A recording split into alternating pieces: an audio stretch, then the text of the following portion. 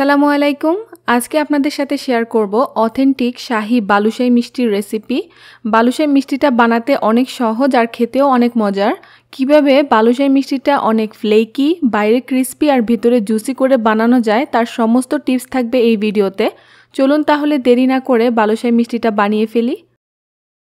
প্রথমে একটা বোলে নিয়ে নিচ্ছি 2 কাপ ময়দা, দিয়ে দিচ্ছি 1 চিমটি লবণ, হাফ চা চামচ বেকিং পাউডার, হাফ চা চামচ বেকিং সোডা, 8 ভাগের 1 চা চামচ এলাচ গুঁড়া, 8 ভাগের 1 চা চামচ জায়ফল গুঁড়া। এখন এই শুকনো উপকরণগুলোকে একসাথে ভালোভাবে মিশিয়ে নিব। এর মধ্যে দিয়ে দিচ্ছি 1/3 কাপ ঘি। এই মিষ্টির ক্ষেত্রে ঘি দেওয়ার ব্যাপারে কোনো কার্পণ্যতা করা যাবে না, বরং এই রেসিপিতে ঘিটা বাড়িয়ে হাফ কাপ পর্যন্তও দিতে পারবেন। ঘিটা এই মিষ্টির একটা প্রধান উপকরণ। এখন ঘিটাকে শুকনো উপকরণগুলোর সাথে ভালো করে মিশিয়ে নিব। মেশাতে মেশাতে এক পর্যায়ে মিশ্রণটা কিছুটা ব্রেড ক্রাম্বসের মতো হয়ে যাবে। এটাকে সময় নিয়ে মেশাতে হবে যাতে খাস্তা হয়। মুট করলে দেখবেন এরকম শেপ হবে, তখন বুঝতে হবে এটা হয়ে গেছে। এখন দিয়ে দিচ্ছি হাফ কাপ টক দই। টক দইটা কতটা ঘন বা পাতলা আছে এটার উপর ডিপেন্ড করবে কতটুকু লাগবে। আজকে ডোটা তৈরি করতে আমি কোনো প্রকার পানি ইউজ করব না। হাফ কাপ দই দিয়ে যদি না হয় তাহলে আমি আরও কিছুটা দই অ্যাড করব।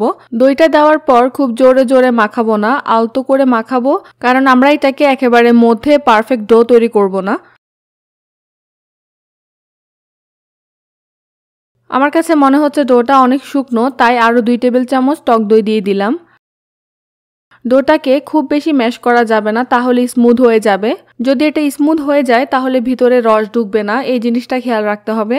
অর্থাৎ কচলিয়ে কচলিয়ে এটাকে মথা যাবে না, যেরকমটা আমরা রুটি পরোটার ক্ষেত্রে করে থাকি। তারপর এই ডোটাকে আমি এভাবে ছিঁড়ে ছিঁড়ে একসাথে করে তারপর আবার ছিঁড়ে ছিঁড়ে এরকম একসাথে করে নিব। এইরকমটা করলে এটার মধ্যে লেয়ার ক্রিয়েট হবে। খুব বেশি না, জাস্ট 2 থেকে 3 বার করলেই হয়ে যাবে। তারপর এটাকে বোলের মধ্যে নিয়ে একটা ঢাকনা দিয়ে ঢেকে রেখে দিব প্রায় আধা ঘন্টার মতো। চাইলে উপরে একটা ভেজা কাপড় দিয়েও ঢেকে রাখতে পারেন। এই ফাঁকে আমি শিরাটা তৈরি করে রেখে দিব, কারণ আমরা যখন মিষ্টিগুলো ভেজে শিরাতে দিব তখন শিরাটা কুসুম গরম হতে হবে, কোনোভাবেই গরম হওয়া যাবে না। শিরার জন্য এখানে নিয়ে নিচ্ছি 3 কাপ চিনি, সেই সাথে দিয়ে দিচ্ছি 3 কাপ পানি। অর্থাৎ যতখানি চিনি নেবেন ঠিক ততখানি পানি নিতে হবে। 3-4টা এলাচ দিয়ে দিলাম। নেড়েচেড়ে অপেক্ষা করব বলক আসা পর্যন্ত। বলক আসার পর এটাকে 5-6 মিনিটের মতো জাল করে নিব। শিরাটাকে আমরা 1 তার বা 2 তার করব না, জাস্ট একটু চটচটে বা আঠালো করে নিব। 5-6 মিনিট জাল করার পর চুলাটা বন্ধ করে দিলাম। এখন এর মধ্যে 1 চা চামচ লেবুর রস দিয়ে দিচ্ছি। সেই সাথে দিয়ে দিচ্ছি 1 টেবিল চামচ ঘি। ব্যাস, আমাদের শিরাটা এখন রেডি। এটাকে আমি এক পাশে রেখে দিচ্ছি। মিষ্টিগুলো ভাজার জন্য ডুবো তেলের আন্দাজে তেল নিয়ে নিচ্ছি। চুলাটাকে একদম লোতে করে ধরিয়ে আমি চলে যাব মিষ্টি তৈরি করতে। ডোটা প্রায় আধা ঘন্টার রেস্টে ছিল। এখন এখান থেকে প্রথমে কতগুলো লেচি কেটে নিব। মিডিয়াম করতে চাইলে 18 পিস, আর একটু বড় করতে চাইলে 15 থেকে 16 পিস করতে পারেন। আমি এখানে আজকে 18 পিস করেছি। এখন এগুলোকে হাতের তালুতে নিয়ে প্রথমে এভাবে চ্যাপটা করব, তারপর চারিদিক দিয়ে এভাবে ঘুরিয়ে ঘুরিয়ে ভাঁজ দিয়ে নিব। ভাঁজ দেওয়া হয়ে গেলে হাত দিয়ে প্রেস করে চ্যাপটা করে নিব।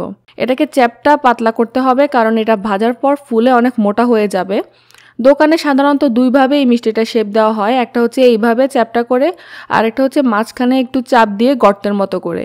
আজকে আমি চ্যাপটা করেই করছি। যাদের মনে ভয় থাকে ভিতর পর্যন্ত শিরা ঢুকবে নাকি, তারা চাইলে মাঝখানে একটা গর্ত করে দিতে পারেন, তবে এটা ছিদ্র হবে না, জাস্ট একটু ডেবে দিবেন আর কি। তো এইভাবে আমি সবগুলো মিষ্টি শেপ দিয়ে নিব।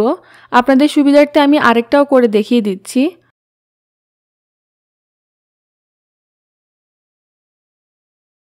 সবগুলো শেপ দেওয়া হয়ে গেলে দেরি না করে এগুলোকে কুসুম গরম তেলের মধ্যে ছেড়ে দিতে হবে। তেলটা এমন হতে হবে যেন একটা আগুল চুবিয়ে বেশিক্ষণ ধরে না রাখা যায়। আর চুলার আঁচটা লো থেকে কিছুটা বাড়ানো থাকবে। মিষ্টি ছাড়ার পর এরকম আস্তে আস্তে বুদবুদ তৈরি হবে। একেবারে মৃদু আঁচে ভাজতে গেলে মিষ্টিগুলো খুলে যেতে পারে বা তেলের মধ্যে ছড়িয়েও যেতে পারে। যেহেতু এখানে আমি বেকিং পাউডার বেকিং সোডা দুটোই দিয়েছি, তাই লো থেকে সামান্য বাড়িয়ে দিতে হবে, তবে খুব বেশি না। মিষ্টিগুলো ছাড়ার 4-5 মিনিট পর এভাবে আস্তে আস্তে ভেসে উঠবে। তারপর ধীরে ধীরে এক পাশে কালার আসার পর আমরা এটাকে উল্টিয়ে দিব। এই মিষ্টিটা ভাজতে যেহেতু অনেক টাইম লাগে, চলুন আমরা মিষ্টিগুলোকে গড়ানোর জন্য মাওয়াটা রেডি করে ফেলি।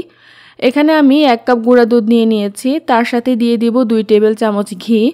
এখন ঘি আর গুঁড়ো দুধটা ভালোভাবে মিশিয়ে নিলেই তৈরি হয়ে যাবে ইনস্ট্যান্ট মাওয়া। এটাকে চেলে নেওয়ার প্রয়োজন হয় না, তবে আপনারা চাইলে একবার চেলে নিতে পারেন। তৈরি হয়ে গেল আমাদের ইনস্ট্যান্ট মাওয়া। এবার আমরা মিষ্টিগুলোর কাছে ফিরে যাই। মিষ্টিগুলোর এক পাশে কিছুটা গোল্ডেন ব্রাউন কালার হয়েছে, এখন এগুলোকে উল্টিয়ে দিচ্ছি। যখন এক পাশে কাঙ্ক্ষিত কালার চলে আসবে তখন এটাকে শেষবারের মতো উল্টিয়ে দিব, অপর পাশেও যাতে সেম কালার আসে সেজন্য। দুপাশ সেম কালার হয়ে গেছে, এখন এগুলোকে আমি একটা ছাঁকনির সাহায্যে উঠিয়ে নিচ্ছি। আর উঠানোর সময় ভাঁজ করার দিকটা নিচের দিকে রেখেছি যাতে তেলটা যতটুকু সম্ভব ঝরিয়ে ফেলতে পারি। গরম গরম মিষ্টিগুলোকে তেল থেকে তুলে সরাসরি কুসুম গরম শিরার মধ্যে দিয়ে দিব। শিরায় দেওয়ার আগে অবশ্যই চেক করে নেবেন যাতে একটা আঙ্গুল রাখা যায় এরকম উষ্ণ গরম থাকে। আর মিষ্টিগুলো দেওয়ার পর এভাবে কাঠি দিয়ে চেপে ধরলেই দেখতে পারবেন সাথে সাথে শিরাটা ঢুকে গেছে। 30 সেকেন্ড থেকে 1 মিনিটের মতো রেখেই মিষ্টিগুলোকে তুলে নিতে হবে, না হয় এটা সফট হয়ে যাবে। এখানে 2টা জিনিস আপনাকে অবশ্যই খেয়াল রাখতে হবে। এক হচ্ছে শিরাটা বেশি গরম হওয়া যাবে না যখন মিষ্টিগুলো দিবেন। 2 নাম্বার হচ্ছে এটাকে শিরার মধ্যে 1 মিনিটের বেশি রাখা যাবে না। আর শিরা ঢুকেছে কিনা সেটা আপনি নিজেই বুঝতে পারবেন, দেখবেন যে মিষ্টিগুলো ভারী হয়ে গেছে আর শিরার মধ্যে ডুবে গেছে। তখন দেরি না করে একটা একটা করে মিষ্টিগুলো তুলে একটা প্লেটের মধ্যে রেখে দিতে হবে। এই তো আমি সবগুলো মিষ্টি তুলে নিয়েছি। শিরাটা কেমন পাতলা একটু আপনাদেরকে দেখাই। দেখুন মিষ্টির ভেতর থেকে নাড়া দিলে কিন্তু বাড়তি শিরাটা পড়ে যাচ্ছে। এখন হচ্ছে শেষ স্টেপ, ইচ্ছামতো এই মিষ্টিগুলোকে বালুর মধ্যে গড়িয়ে নিতে হবে। সরি, মজা করছিলাম। আমার কাছে মনে হয় এই মাওয়ার মধ্যে গড়িয়ে নিলে এই মিষ্টির টেস্ট আরও দ্বিগুণ বেড়ে যায়। এইভাবে আমি সবগুলো মিষ্টিকে কোট করে নিব। এই মিষ্টিটা যে কি পরিমাণ মজা হয় সেটা একবার বানিয়ে না খেলে বুঝতে পারবেন না। মিষ্টিটা ময়দা দিয়ে বানানো হলেও এর সবগুলো কস্টিং যখন যোগ করা হয় তখন একটা ছানার মিষ্টি থেকেও এর প্রাইস বেশি আসে। এটা আমি যেখানে থাকি সেখানে পরিপ্রেক্ষিতে বলছি। আর টেস্ট করার পর তো কস্টিং যত বেশি হোক না কেন সবই সার্থক আমি মনে করি। এই মিষ্টিটা বাইরে 10-12 দিন রেখে খাওয়া যায়, আর ফ্রিজে রাখলে তো আরও অনেক দিন রাখা যাবে। আমার পার্সোনালি বালুশাই মিষ্টিটা অনেক পছন্দের। আপনার কাছে কেমন লাগে কমেন্ট করে জানাবেন। তো আজকের রেসিপিটা কেমন লেগেছে সবাই কমেন্ট করে জানাবেন। আর রেসিপিটা আপনাদের ভালো লাগলে অবশ্যই একটা লাইক দিবেন। যারা এখনও চ্যানেলটা সাবস্ক্রাইব করেননি তারা সাবস্ক্রাইব করে রাখতে পারেন, কারণ এই চ্যানেলে আমি সবসময় মজার মজার মিষ্টির রেসিপি আপলোড দিয়ে থাকি। তো সবাই ভালো থাকুন, সুস্থ থাকুন, এই দোয়া আজকে বিদায় নিচ্ছি। আসসালামু আলাইকুম।